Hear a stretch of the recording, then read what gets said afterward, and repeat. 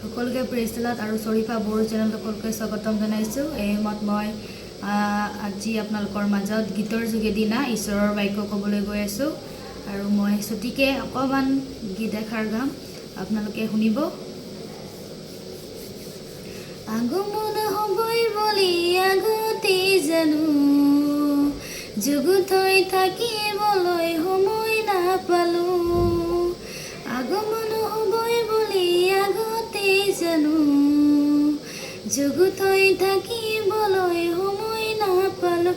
নৰগ জ্বলিবগৈ মোৰ দেহটো, নৰগ জ্বলিবগৈ।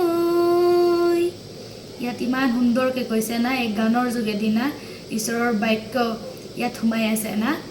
ইয়াত কি কৈছে, আগমন না, যেতিয়া এই পৃথিৱীখনত না যেতিয়া দ্বিতীয় আগমন হ'ব না, তেতিয়া কি কৈছে, আমাক যুগুত হৈ থাকিব কৈছে না। আমি যদি এতিয়াই ঈশ্বৰৰ লগত লাগি নাথাকোঁ না, ঈশ্বৰৰ বাক্যবিলাক পালন নকৰোঁ আৰু ঈশ্বৰক ভয় কৰি নচলোঁ না, আৰু এতিয়া যদি আমি যুগুত হৈ নাথাকোঁ আৰু তেতিয়া আমি দ্বিতীয় আগমন আহিব, তেতিয়া শেষৰ দিনত আমি সেই প্ৰভুক ক'লেও আমাক কেতিয়াও আমাক ঈশ্বৰে না কেতিয়াও আমাক স্বীকাৰ নকৰিব না।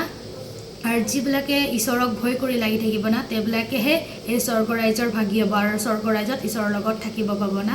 সেইকাৰণে আমি জানিব লাগে না আমি ঈশ্বৰৰ সন্তান হয়।